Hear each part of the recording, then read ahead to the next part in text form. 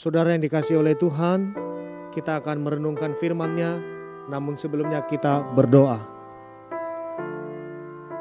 Ya Tuhan, kami mengucap syukur atas hari baru yang Engkau anugerahkan bagi kami di pagi hari ini. Sebelum kami melakukan tugas tanggung jawab kami, hendak membaca, mendengar, dan merenungkan kebenaran firman-Mu. Olehnya kami memohon, bimbing kami oleh kuasa Roh Kudus, agar kami mengerti dan dimampukan untuk melakukan firman-Mu di dalam kehidupan kami. Amin. Lukas pasal 9 ayat 1. Maka Yesus memanggil ke-12 murid-Nya, lalu memberikan tenaga dan kuasa kepada mereka untuk menguasai setan-setan dan untuk menyembuhkan penyakit-penyakit.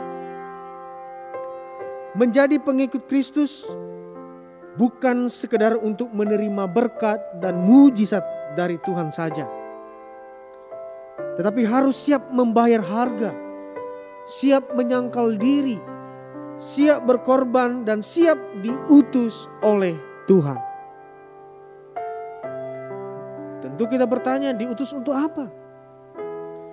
Markus 16 ayat 15, pergilah ke seluruh dunia, beritakanlah Injil kepada segala makhluk. Inilah perutusan Tuhan. Banyak orang Kristen yang sukanya hanya mendengar khotbah tentang berkat, kekayaan, atau mujizat. Tapi ketika firman-Nya berisikan tentang suatu perintah atau tugas, kita seolah-olah menutup mata dan telinga. Kita tidak mau capai melayani, apalagi harus berkorban waktu, tenaga, dan terlebih-lebih materi. Saudara, ketika Tuhan mengutus kita untuk memberitakan Injil kepada segala makhluk, sebagaimana bacaan kita dari Lukas 9 ayat 1 tadi, perenungannya bagi kita ialah Yesus memberikan tenaga dan kuasa. Artinya bahwa ketika Dia mengutus kita, Dia tidak mengutus begitu saja tanpa membekali kita. Dia sungguh membekali kita dengan apa? Dengan tenaga dan kuasa. Awal sebagai orang percaya, keberadaan kita adalah bayi-bayi rohani yang selalu ingin akan air susu yang murni dan yang rohani, supaya olehnya kamu bertumbuh dan beroleh keselamatan. Tapi kita tidak berhenti pada tahap bayi atau kanak-kanak rohani.